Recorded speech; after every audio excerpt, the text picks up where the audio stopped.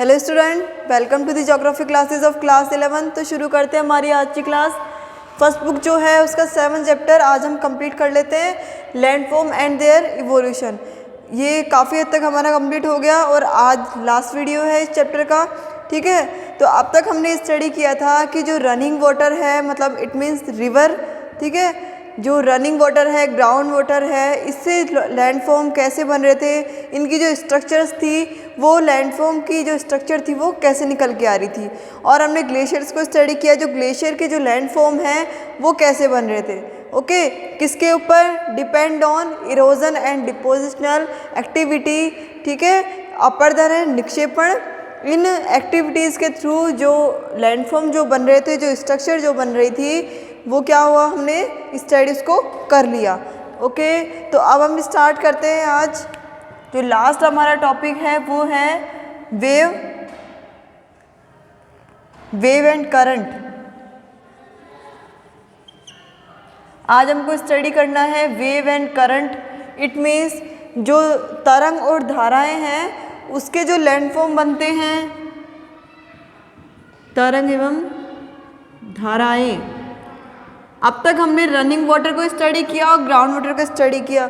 Okay, अब wave and current it means sea water, जो समुद्र का जो पानी है उसके जो लैंडफॉर्म बनते हैं उसको आज हम स्टडी करेंगे। तो वेव एंड करंट, तरंग एवं धाराएं, इनको आज हमको स्टडी करना है। अब देखिए, जो सी वाटर जो होता है उसका जो लैंडफॉर्म बनते हैं, सी वाटर की वजह से जो लैंडफॉर्म जो बनते हैं वो क्या होता है, वो दो चीज़ों पर क्या है, वो डिपेंड करता है। मतलब जो सी वाटर जो है, समुद्र का जो पानी है, उसकी वजह से क्या बन रहे हैं, जो लैंडफॉर्म बनते हैं, उसके भी क्या है, दो कारण है, दो रीज़न है, वो भी दो चीज़ों पे क्या है, डिपेंड है। उसके जो लैंडफॉर्म्स हैं वो क्या है, दो चीज़ों पर डिपेंड हैं। Landform depend upon, landform depend upon किस किस पर है, कॉन्फ़िगरेशन ऑफ लैंडफॉर्म, दो चीज़ों पर है ना, कॉन्फ़िगरेशन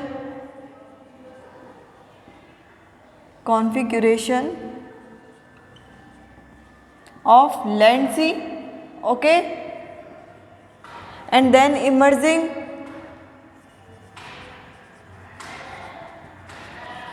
landform depend upon क्या है, फर्स्ट है configuration of land sea and second है emerging and submerging cost.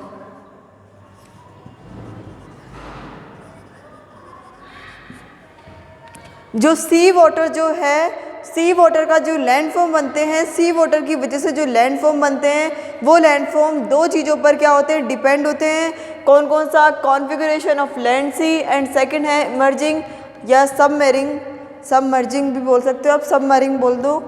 Okay, submarine coast. अब देखिए आप लोग, कॉन्फ़िगरेशन ऑफ लैंड सी, इसका मतलब क्या, इसके हिंदी ट्रांसलेशन है कि जो सी जो होते हैं, मतलब जो समुद्र जो होते हैं उसके जो लैंडफॉर्म है, उसका जो लैंडफॉर्म है, मतलब उसके जो स्थल जो है, मतलब उसकी जो स्थल है, उसकी जो ज़मीन है वो कैसी है। ठीक है, ये चीज़ डिपेंड करती है, क्या डिपेंड करती है, एक तो उसका तल कैसा है, उसके तल की बनावट कैसी है। जो समुद्र तल जो है, हम सी वाटर की बात कर रहे हैं यहाँ पे, जो समुद्र तल है उसकी बनावट कैसी है, समुद्र तल की जो स्थल है, मतलब उसका जो लैंड है उसकी बनावट कैसी है। तो इसका हिंदी ट्रांसलेशन है समुद्र तल के स्थल की बनावट, समुद्र तल के स्थल की बनावट। ओके, ये फर्स्ट डिपेंड है। लैंडफॉर्म किसके ऊपर डिपेंड होगा? सी वाटर का जो लैंडफॉर्म जो बन रहे हैं वो दो चीज़ों पर डिपेंड है, configuration of land sea, emerging या सबमरीन कोस्ट। ओके, अब देखिए कॉन्फ़िगरेशन का मीन्स है यहाँ पे, कॉन्फ़िगरेशन ऑफ लैंड सी का जो समुद्र तल जो है, जो सी वाटर जो है, उसका जो बनावट है, उसकी जो स्ट्रक्चर है वो कैसी है। फर्स्ट डिपेंड ये है। Okay, landform depend upon configuration of land sea. Second है इमर्जिंग या सबमरीन कॉस्ट। ठीक है, तो इसका होता है उमज्जन, एक तो जल निमग्न, ठीक है, जलमग्न और उमज्जन, मतलब एक तो नीचे की तरफ होना चाहिए उन्मग्न आप बोल सकते हो और जलमग्न। क्या मतलब है? इमर्जिंग या सबमरीन जो कोस्ट है इसका मतलब है उन्मग्न या जलमग्न। अब देखिए जो सी वाटर जो है उसका जो लैंड फॉर्म डिपेंड करेगा कि उसका जो कोस्ट है, आपको पता है ये कोस्टल एरियाज़ में बनेंगे, ठीक है। जो सी वाटर के जो लैंड फॉर्म है कैसे बनेंगे? कोस्टल एरियाज़ में। अब उसका जो कोस्ट है वो या तो वो नीचे की तरफ है, या तो वो जलमग्न है मतलब जल के अंदर है, या फिर वो उन्मग्न है, ठीक है। ये चीज़ उसके ऊपर डिपेंड करेगी। अब देखिए यहाँ पे जो कोस्ट हैं ये 2 टाइप्स हैं। यहाँ पे जो कोस्ट है वो कितने टाइप्स के? 2 टाइप्स के। हमने कोस्ट देखा यहाँ पे, तो अब जो कोस्ट है वो कितने टाइप्स के? यहाँ पे 2 टाइप्स के, 2 type of coast, 2 type of coast. अब देखिए फर्स्ट जो है वो है हाई कोस्ट। अब देखिए हाई कोस्ट जो होते हैं वो होते हैं इर्रेगुलर। कैसे होते हैं? इर्रेगुलर। इट मीन्स ऊंचे चट्टानी जो तट होते हैं, ऊंचे चट्टानी जो तट हैं वो कैसे होते हैं? इर्रेगुलर। आपको पता है जो हाई रॉक जो होंगे, जो हाई कोस्ट जो होंगे, ऑब्वियसली बात है, ये सिंपल सी बात है, जो सी वाटर के जो लैंडफॉर्म होते हैं कोस्टल एरियाज़ में बनते हैं, ठीक है। अब कोस्टल एरियाज़ में या तो वो हाई कोस्ट हो या वो लो कोस्ट हो, ओके, या तो वो ऊंचे तट हो या फिर वो नीचे तट हो। अब जो हाई कोस्ट वाले जो होते हैं ये कैसे होते हैं? इर्रेगुलर। सपोज ये हाई कोस्ट ऊंची जो चट्टानें हैं ये कैसी होंगी? प्लेन तो नहीं होगी ना, ये ऑब्वियसली कैसी होगी? ये इर्रेगुलर होगी। ये कैसी होगी? अनियमित। और ये किसके कैसे होंगे? ये जलमग्न।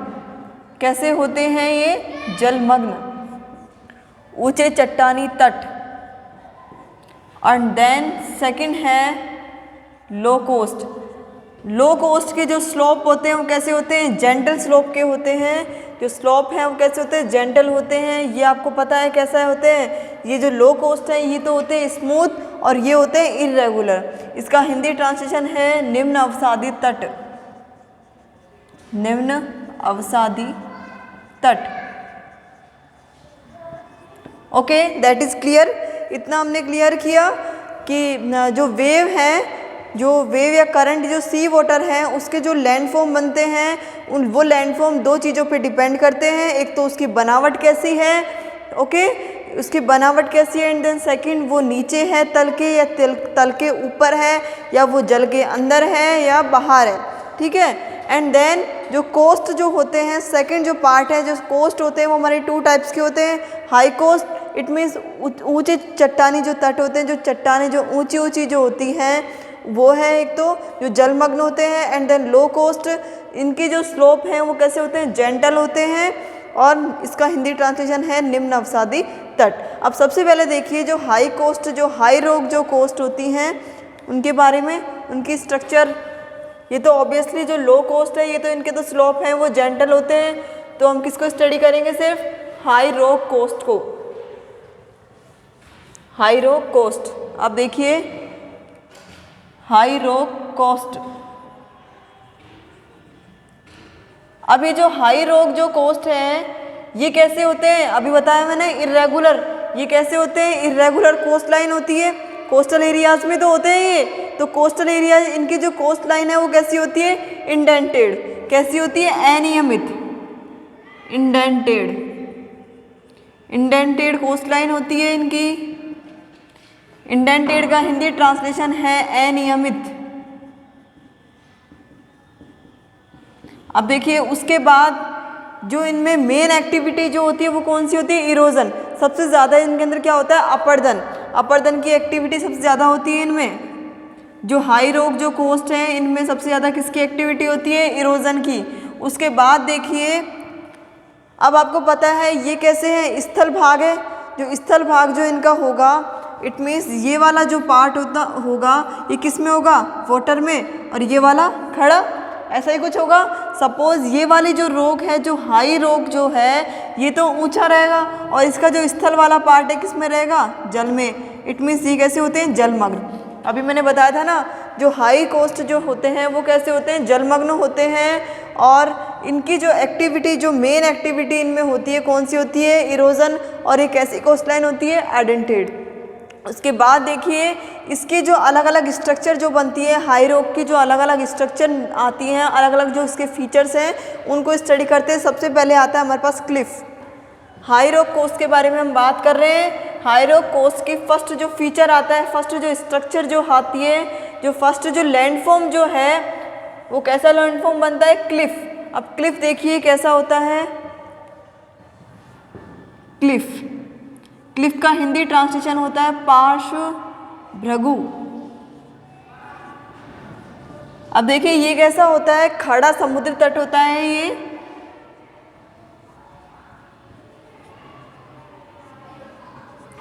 अब देखिए सपोज कोई हाई रॉक कोस्ट है।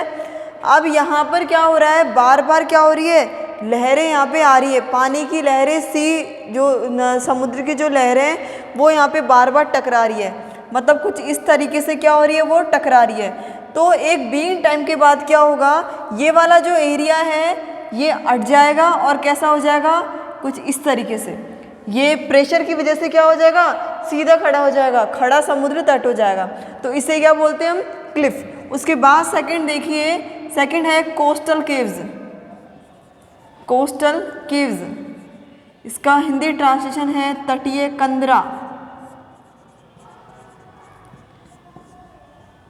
यहाँ पर ये किस पर होता है, कमजोर स्थानों पर अपर्दन होता है। जो सी वाटर है उसके डिपोजिशनल और इरोजन जो स्ट्रक्चर है, जो लैंडफॉर्म है, उनको हम स्टडी कर रहे हैं। कमजोर स्थानों पर क्या होता है, अपर्दन। अब देखिए कैसे यहाँ पर क्या होता है, केव्स बन जाती है, गुफा यहाँ पे बन जाती है। अब हमने यहाँ पे बात किया कि जो लहरें हैं, जो समुद्र की जो लहरें हैं वो क्या होती है, प्रेशर लगाती है, तो ये वाला एरिया जो है वो एक खड़ा एरिया हो जाता है। तो अब सपोज और ज़्यादा जब प्रेशर यहाँ पे लगेगा तो जो इनमें से कोई सा भी जो वीक वाला जो पार्ट है वो कैसा होगा, अंदर की तरफ घुस जाएगा। जैसे सपोज ये वाला पार्ट क्या है, ज़्यादा वीक है, तो ये कुछ इस तरीके से इसकी स्ट्रक्चर आ जाएगी। इट मीन्स केव। और केव ऐसी ही होती है ना, गुफा कुछ ऐसी ही तो होती है, इसी तरीके की गुफा है, ठीक है। अब ये क्या है, केव है, और ये वाली स्ट्रक्चर यहाँ पे आती है, तो इसी को हम क्या बोलते हैं, कोस्टल केव्स। ओके। उसके बाद देखिए स्टैक। स्टैक है स्तंभ के समान शेष बची संरचना। स्तंभ के समान शेष बची संरचना। इट मीन्स जो पिलर वाला जो है, स्तंभ जो है, इसके क्या डिक्टो इसकी जैसी स्ट्रक्चर। अब देखिए क्या है ये स्टैक। स्टैक कैसे होगा, देखिए यहाँ पर क्या है, ये जो केव बन रही है ना, ये केव, अब यहाँ पे और जब प्रेशर लगेगा तो ये केव क्या होगी, टूटने लग जाएगी। ये जो केव है ये क्या होगी, कुछ ऐसे यहाँ पे टूटने लग जाएगी, ऐसा कुछ हो जाएगा। तो क्या होगा, वहाँ पर कुछ ऐसे पिलर टाइप से जो स्ट्रक्चर, जो लैंडफॉर्म जो बन जाएंगे, उसी को क्या बोलते हैं हम, स्टैक। तो आपको समझ में आ गया होगा। फर्स्ट जो है खड़ा समुद्र तट, इट मीन्स कोई भी रॉक है उस पर जब प्रेशर लग रहा है लहर का, जब उस पर प्रेशर लगेगा तो वो क्या हो जाएगी, सीधी खड़ी हो जाएगी। जब उस पर और प्रेशर लगेगा, जहाँ से उसका जो खड़ा वाला एरिया है, जहाँ पे वो वीक है, उस पर जब और ज़्यादा इरोजन होगा, जब और प्रेशर लगेगा तो क्या होगा, वहाँ पे केव जैसी स्ट्रक्चर बन जाएगी। उसके बाद जो स्टैक जो है, जो केव है, जब उस पर और ज़्यादा प्रेशर लगेगा तो केव टूट जाएगी और क्या हो जाएगा, जो पिलर्स है, पिलर्स की स्ट्रक्चर वहाँ पे आ जाएगी। तो आई होप यू अंडरस्टैंड, यहाँ तक आपको समझ में आ गया होगा। एंड देन जो नेक्स्ट स्ट्रक्चर जो है हमारी, वो है बीच। कैसी है बीच। अब बीच तो आप जानते हो, जो तट जो होता है, अब जो समुद्र का जो सी का जो तट जो है, जो कॉर्नर जो है, वहाँ पे क्या होगा, मतलब जो लहरें हैं वो क्या करेंगी, उसके अंदर जो मटेरियल है वो मटेरियल को क्या करेंगी, लाती जाएंगी और वहाँ पे वो डिपोजिशन उसका हो जाएगा। ओके। तो यहाँ पे आपको जो बीच है, बीच का मतलब क्या है, यहाँ पे समुद्र के तट पर जो डिपोजिशन होता है उसी को क्या बोलते हैं, बीच बोलते हैं। तटीय भागों में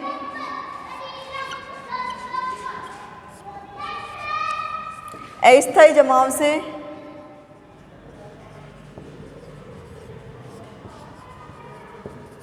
ये हिंदी ट्रांसलेशन ओनली आपको समझाने के लिए, बाकी आपको सिर्फ इतना ही ध्यान रखना है कि क्लिफ क्या होता है, कोस्टल केव्स क्या है, स्ट्रैक क्या है, बीच क्या है। मैंने आपको सिर्फ समझाने के लिए हिंदी ट्रांसलेशन लिखा है। ओके, तटीय भागों में अस्थायी जमाव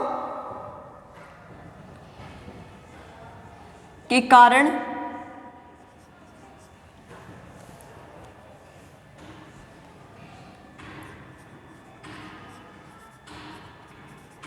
बनी स्थलाकृति। ओके, समझ में आ गया होगा आपको कि बीच की स्ट्रक्चर कैसे आएगी, क्लिफ की स्ट्रक्चर कैसे होती है, कोस्टल केव्स की कैसे होगी, स्टक की कैसे होगी। यदि आप चाहें तो हिंदी ट्रांसलेशन उतार सकते हैं, कोई दिक्कत नहीं है, अपनी नोटबुक में नोट कर सकते हैं, नो प्रॉब्लम। लेकिन सिर्फ ये आपको समझाने के लिए ही बताया है, ऐसा कुछ नहीं है कि आपको हिंदी ही लर्न करनी पड़ेगी। ओके, उसके बाद जो नेक्स्ट हमारी स्ट्रक्चर आती है वो है बार्स, इट मीन्स रोधिका। बार्स का हिंदी ट्रांसलेशन है क्या है, रोधिका। अब रोधिका क्या होता है वो देखेंगे हम, रोधिका की स्ट्रक्चर कैसे आती है, बार्स की स्ट्रक्चर। बार्स की स्ट्रक्चर कैसे आती है देखिए, बार्स हिंदी ट्रांसलेशन है इसका रोधिका।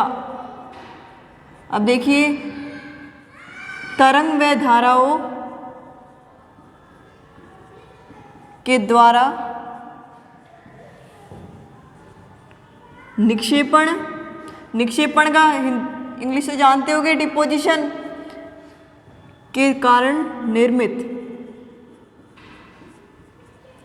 इसका मीन्स क्या है वो देखिए, जो बार्स है, बार्स क्या होता है, जब जो लहरें हैं वो क्या करती है, मूव करती है। सपोज ये जो लहरें हैं जब ये चलती जा रही है तो इसी के बीच में क्या होता है, जो मटेरियल जो है, आपको पता है वाटर के अंदर काफ़ी सारे मटेरियल है, सपोज स्टोन, कंकड़, पत्थर जो भी हैं, उनमें क्या होता जाता है, इसके बीच में डिपोजिशन उसका होता जाता है। ठीक है, ये जो डिपोजिशन होता है इसे क्या बोलते हैं हम, रोधिका। इसे क्या बोलते हैं, बार्स। ओके, तो यहाँ तक आपको समझ में आ गया होगा बार्स क्या होता है। इसके बाद देखिए स्पिट। स्पिट क्या होता है, जो रोधिकाएं हैं, रोधिकाएं जिनका एक भाग खाड़ी के शीर्ष स्थल पर जुड़ा हो।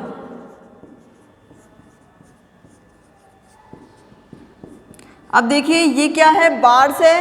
ये जो रोधिका जो बनी हुई है ये क्या है, बार्स है। अभी जो बार्स होगी ये भी कुछ इसी तरीके से आएगी ना, कुछ ऐसे तो आएगी। जब तरंगे ऐसे तो बहेंगे ना, जो सी का जो तरंग है वो कुछ इसी तरीके से चलेगा। तो ये वाला जो एरिया है ये तो क्या बोला हमने, इसको रोधिका। अब यदि इससे कोई भी एक भाग, इसका कोई भी एक भाग क्या हो, खाड़ी से शीर्ष, मतलब ये शीर्ष इसको आप मान लीजिए। सपोज इससे कोई भी एक पार्ट जुड़ा होगा उसको क्या बोलेंगे हम, स्पिट। क्या बोलते हैं, स्पिट। ये क्या है, बे, ठीक है, और ये क्या है, केव्स। तो जो बे से जो पार्ट जो आता है, जो लटकता हुआ जो मिलता है, कोई भी पार्ट यदि जुड़ रहा है, मतलब ये वाला जो पार्ट यदि जुड़ रहा है तो उसको क्या बोलते हैं हम, स्पिट। तो समझ में आ गया होगा। उसके बाद जो लास्ट स्ट्रक्चर जो आती है हमारी, लगून। अब लगून क्या होता है वो देखिए, रोधिका व स्थिर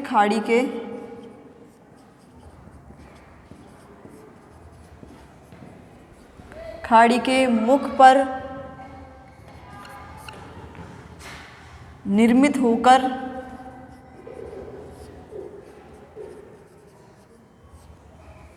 इसका मार्ग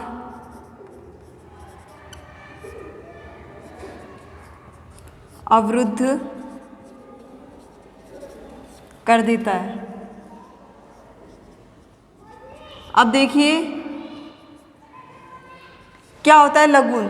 सपोज यहाँ पर जो डिपोजिशन जो हो रहा है ये क्या है, एक बहुत स्ट्रॉन्ग मटेरियल है, मतलब क्या है, कंकड़ पत्थर वगैरह इनका क्या है, एक मटेरियल है। अब इस मटेरियल की वजह से क्या हो रहा है, जो रास्ता जो है वो क्या हो रहा है, ब्लॉक हो रहा है। सपोज ये वाला जो रास्ता है ये क्या हो रहा है, ब्लॉक हो रहा है, इसी को क्या बोलते हैं, लगून। और सपोज यहाँ पर यदि पानी पानी होता तो इसको बोलते हैं लगून लेक। क्या बोलते हैं इसको हम, लगून लेक। तो ये हुआ हमारा जो वेव एंड जो करंट है उसकी इरोजनल डिपोजिशनल जो स्ट्रक्चर है वो हमने यहाँ पे कंप्लीट की। कौन कौन सी, क्लिफ, कोस्टल केव्स, और Stag, beach, bars, spit and lagoon. यहाँ पे स्ट्रक्चर हमारी कंप्लीट होती है। एंड देन जो हमारा लास्ट है वो है वाइंड। वाइंड को भी तो स्टडी करना है ना, कि वाइंड की वजह से जो लैंडफॉर्म जो बनते हैं उनको देखना है। अब आपको पता है जो वाइंड जो है, वाइंड की वजह से जो लैंडफॉर्म बनेंगे वो कैसे बनेंगे, जब वाटर कम होगा, जब पानी कम होगा। और पानी कहाँ कम होता है आपको पता है, डेजर्ट एरियाज़ में। जहाँ पर सबसे ज़्यादा डेजर्ट होंगे वहाँ पर पानी क्या होगा, कम होगा। तो देखिए सबसे पहले अब देखिए वाइंड।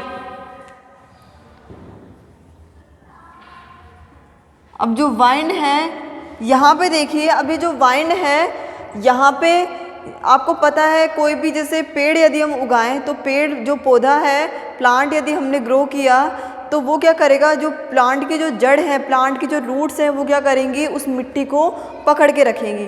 तो यहाँ पर क्या है, यदि हम वेजिटेशन यदि ज़्यादा करेंगे, वेजिटेशन यदि ज़्यादा होगा तो क्या होगा, उस मिट्टी की वजह से क्या वाइंड क्या नहीं कर पाएगी, उस मिट्टी को नहीं खींच पाएगी और लैंडफॉर्म नहीं बन पाएंगे। तो यहाँ पर क्या होगा, लेस वेजिटेशन की जगह जहाँ पर वेजिटेशन बहुत ज़्यादा कम है वहाँ पर क्या होगा, वाइंड की वजह से क्या होता है, लैंडफॉर्म बनते हैं। जहाँ पर वेजिटेशन ज़्यादा नहीं होता है, लेस वेजिटेशन होता है, वहाँ पे क्या बनते हैं, वाइंड की वजह से लैंडफॉर्म। तो देखिए यहाँ पे मेन रीज़न क्या है, सबसे पहले लेस वेजिटेशन, लॉस वेजिटेशन लिख सकते हैं या फिर लेस वेजिटेशन। वेजिटेशन यहाँ पे कम होना चाहिए। उसके बाद देखिए यदि लेस वेजिटेशन होगा तो क्या होगा, इरोजन यहाँ पे एक्टिविटी ज़्यादा होगी। यदि वेजिटेशन कम है तो उसी की वजह से क्या होगा, जो वाइंड है वो अपनी इरोजन एक्टिविटी ज़्यादा कर पाएगी। यदि लेस वेजिटेशन है तो इरोजन एक्टिविटी यहाँ पे ज़्यादा हो पाएगी। उसके बाद देखिए ये क्या है, मैकेनिकल एंड केमिकल इरोजन यहाँ पे ज़्यादा होता है। यहाँ पे क्या होता है, यांत्रिक और रासायनिक जो अपरदन है वो ज़्यादा होगा। ओके, उसके बाद देखिए अब यहाँ पे यदि हम इसके फीचर्स की बात करें, वाइंड के यदि हम इरोजन फीचर्स की बात करें, डिपोजिशनल को हम बाद में स्टडी करेंगे। सबसे पहले हम इरोजन जो इसके फीचर हैं, इरोजन जो स्ट्रक्चर है उसको हम स्टडी करते हैं। सबसे पहले आता है यहाँ पे ब्लो आउट। अब ब्लो आउट क्या होता है,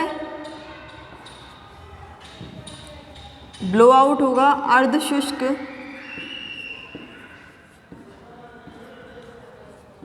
मरुस्थलीय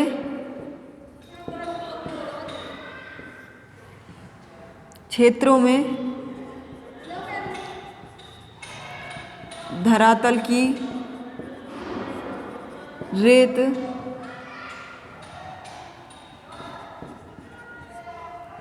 उड़ जाने से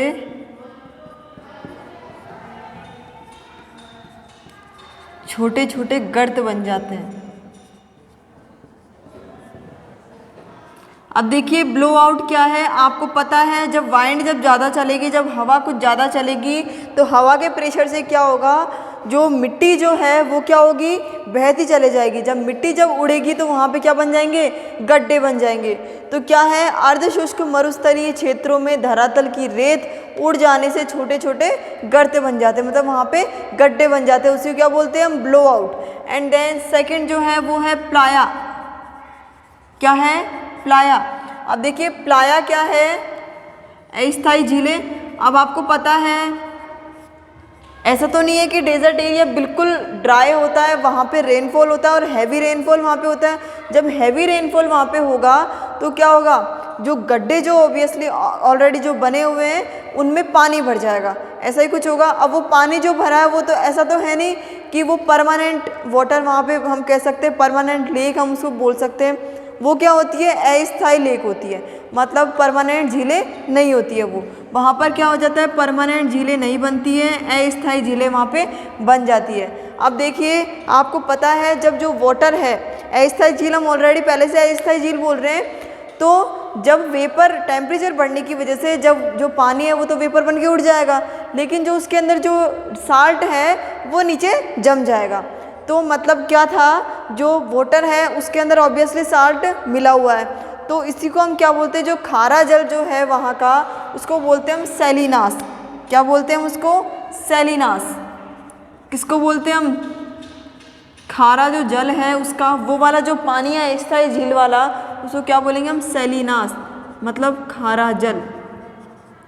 अब देखिए उसके बाद वहाँ पर जो मैदान जो होंगे, मतलब लवण, इट मीन जो साल्ट वाले जो वहाँ पे मैदान होते हैं, मतलब जो गड्ढे जो बने होते हैं उसको हम क्या बोलते हैं? देखिए जो गड्ढे जो रह जाते हैं उनको बोलते हैं कल्लर भूमि। जो सूखी भूमि जो रह जाती है उनको बोलते हैं कल्लर भूमि। ओके, तो लवण से भरे मैदान, लवण से जो भरे, जो साल्ट भरे जो फील्ड जो होते हैं, भरे मैदान, उनको क्या बोलते हैं हम? कल्लर भूमि। ये आपको सब ध्यान में रखना है। ऐसा नहीं है कि हिंदी ट्रांसलेशन भी इम्पोर्टेंट नहीं है, सब कुछ इम्पोर्टेंट होता है। उसके बाद देखिए प्लाया के बाद आता है हमारे पास मशरूम रॉक। प्लाया के बाद आता है मशरूम रॉक। मशरूम रॉक की वजह से कैसे लैंडफॉर्म बनते हैं वो देखिए। इरोजन एक्टिविटी क्या है? Mushroom rock.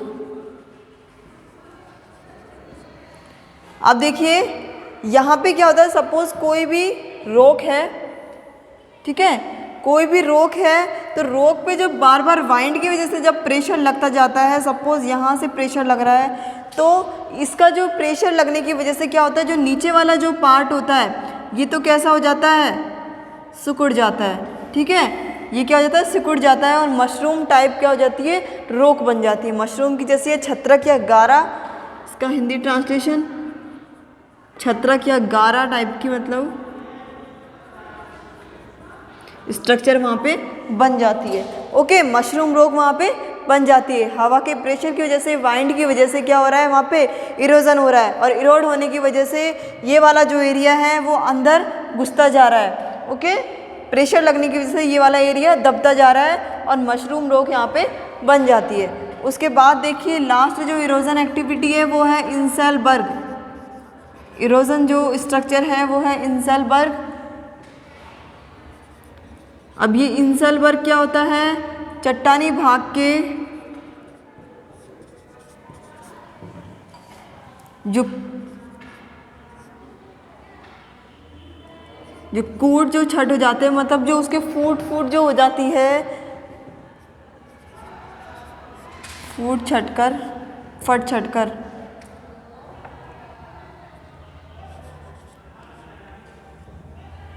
कट छटकर जो समतल जो हो जाता है पार्ट,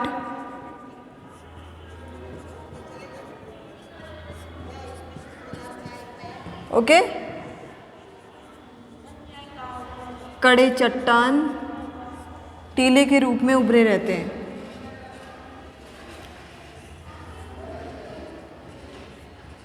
टीले के रूप में उभरे रहते हैं।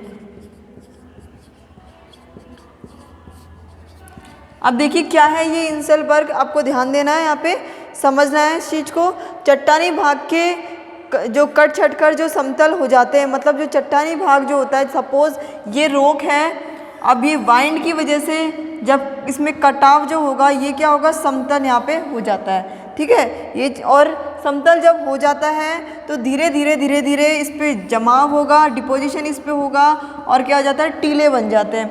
आपको पता होगा जो डेजर्ट जो एरिया है वहाँ पर अक्सर टीले हमको बने हुए दिखते हैं, तो उसी को क्या बोलते हैं हम? इंसेलबर्ग। ये कुछ स्ट्रक्चर हैं किसकी? वाइंड की इरोजन एक्टिविटी के थ्रू। ओके, तो ये लैंडफॉर्म बन रहे हैं। उसके बाद देखिए अब आप लास्ट जो है हमारा डिपोजिशनल जो एक्टिविटी है उसकी वजह से जो लैंडफॉर्म बनते हैं, वाइंड से जो लैंडफॉर्म बनते हैं उसको देखिए डिपोजिशनल को। Deposition landform. अब देखिए डिपोजिशन लैंडफॉर्म, जब जो वाइंड है वो क्या करेगी? उसके अंदर कुछ भी मटेरियल जो है, सपोज कंकड़ पत्थर, जब वाइंड जब उनको बहा के लेके जाएगी तो वो अपने अपने वेट के थ्रू क्या करेंगे? वो कोई कहाँ गिर जाएगा, कोई कहाँ गिर जाएगा, और धीरे धीरे क्या हो जाएगा? उनका डिपोजिशन हो जाएगा। ठीक है, तो देखिए यहाँ पे क्या है, उनको क्या बोलते हैं? बालू का स्तूप। इट मीन्स सैंड ड्यून्स हम उनको बोलते हैं। ओके, क्या होता है इसका? बालू का स्तूप। उसके बाद देखिए अब सबसे पहले जो यहाँ पे स्ट्रक्चर जो बनती है बरखान। अब बरखान क्या होता है, बरखान आप समझ लीजिए। देखिए जब कोई भी क्या होगा, जब जैसे जब वाइंड का जो प्रेशर जब लगेगा तो वाइंड का जो जहाँ पे जिस एरिया में जिस साइड पर जब प्रेशर लग रहा है तो वहाँ पर एक मून टाइप की क्या बन जाएगी, स्ट्रक्चर वहाँ पे बन जाएगी। और जहाँ पर एयर का क्या है, एयर का जहाँ से प्रेशर है और ये जो स्ट्रक्चर बनेगी एयर के प्रेशर की तरफ ही बनेगी। सपोज यहाँ पे एयर है और इसी का प्रेशर यहाँ पे लग रहा है तो इसी की साइड पे है ना, तो ये एक चंद्रकार मतलब मून की शेप में क्या ये स्ट्रक्चर बन जाएगी। इसको क्या बोलते हैं हम, बरखान। ओके, तो यहाँ पे हम लिख सकते हैं नवचंद्राकार भुजाएं, नवचंद्राकार भुजाएं। इसके बाद देखिए पवन की दिशा में मतलब एयर की डायरेक्शन में। हिंदी ट्रांसलेशन लिखना कोई ज़रूरी नहीं है, सिर्फ आपको समझने के लिए मैंने बताया है। ऐसा नहीं है कि आप हिंदी ट्रांसलेशन को उतारें और ऐसा सोचें कि ये हिंदी मीडियम में चल रहा है, नहीं ऐसा नहीं है, एज ए इंग्लिश मीडियम है ये। लेकिन आप ध्यान दीजिएगा, समझाने के लिए हिंदी तो हमको यूज़ लेनी ही पड़ेगी, ठीक है, तभी समझ में आएगा आप लोगों को। उसके बाद देखिए परवलय। अब परवलय की जो स्ट्रक्चर है वो कैसी आती है, यही स्ट्रक्चर आती है, मतलब बस एक अपोजिट हो जाता है। जो एयर है, एयर की जहाँ डायरेक्शन है उसके अपोजिट इसकी डायरेक्शन हो जाती है। ओके, तो परवलय हमारा ये वाला है। उसके बाद देखिए सीप। सीप के अंदर क्या होगा, मतलब यदि जैसे एयर की डायरेक्शन जब क्या होगी, चेंज होगी, जब एयर की डायरेक्शन चेंज होगी तो सपोज एक जो एरिया है वो कैसा हो जाएगा, हमको दिखेगा ही नहीं, मतलब लुप्त हो जाएगा। ओके, एक जो एरिया है जब एयर की जब डायरेक्शन चेंज होती है तो जो हमको स्ट्रक्चर जो दिखती है, जो मून वाली जो हमको स्ट्रक्चर दिखेगी वो क्या होगी, उसका एक जो एरिया है वो हमको नहीं दिखेगा। ओके, तो यहाँ पे देख लीजिए अब दिशा में बदलाव के कारण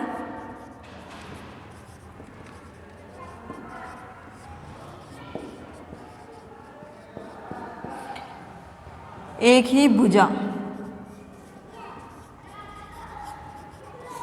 उसके बाद देखिए अनुदैर्ध्य, इट मीन्स लॉन्गिट्यूडनल जो स्ट्रक्चर होगी उसको देखिए आप लोग।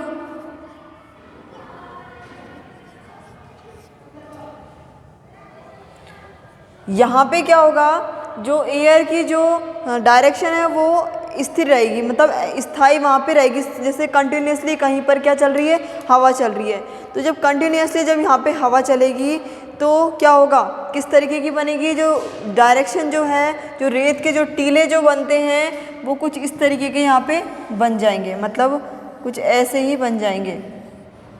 ओके, तो ये वाला क्या है, लॉन्गिट्यूडनल हम इसको बोल सकते हैं। उसके बाद देखिए कुछ इस तरीके की स्ट्रक्चर बनेगी, उसको क्या बोलेंगे हम, अनुदैर्ध्य। और लास्ट है जो हमारा अनुप्रस्थ। अब अनुप्रस्थ के अंदर क्या है, पवन की दिशा में जो समकोण पर, मतलब जैसे कोई भी एयर की जो डायरेक्शन है, सपोज कोई भी रोक है, यहाँ पर जब एयर की जब डायरेक्शन जब बन रही है तो एयर की डायरेक्शन बनने की वजह से क्या होने लग जाएगा, जब कटाव होने लग जाएगा, इन पे सब पे जब कटाव होगा तो कुछ पिलर्स टाइप के आपको स्ट्रक्चर दिखेंगी, उसको क्या बोलेंगे हम, अनुप्रस्थ। तो ये हुआ हमारा चैप्टर कंप्लीट। वाइंड हमने कंप्लीट कर लिया, इरोजन एंड डिपोजिशन इसकी एक्टिविटी, ये सिर्फ आपको ध्यान में रखना है, ऐसा कोई इम्पोर्टेंट नहीं है। ये वाला जो चैप्टर है वैसे भी इतना इम्पोर्टेंट नहीं है, सिर्फ आपको ध्यान रखना है कि बरखान की ये स्ट्रक्चर होती है, परवलय की ये स्ट्रक्चर होती है, सिर्फ आपको स्ट्रक्चर ध्यान में रखनी है। इसकी इरोजनल डिपोजिशनल ये एक्टिविटीज़ की होंगी। ओके, तो हमने यहाँ पे लैंडफॉर्म कैसे बनते हैं, कौन कौन से लैंडफॉर्म बनते हैं, किस किस की वजह से लैंडफॉर्म बनते हैं, मतलब running water, ground water, glacier, wind and then sea water, इनकी वजह से क्या बनते हैं, लैंडफॉर्म बनते हैं। और कौन कौन से लैंडफॉर्म बनते हैं, अलग अलग तरीके के जो लैंडफॉर्म बनते हैं उसको हमने स्टडी किया। तो यहाँ पे होता है हमारा chapter number 7 complete. Next video में हम चैप्टर नंबर 8 की बात करेंगे। आज का वीडियो हमारा यहीं एंड होता है। Thank you so much.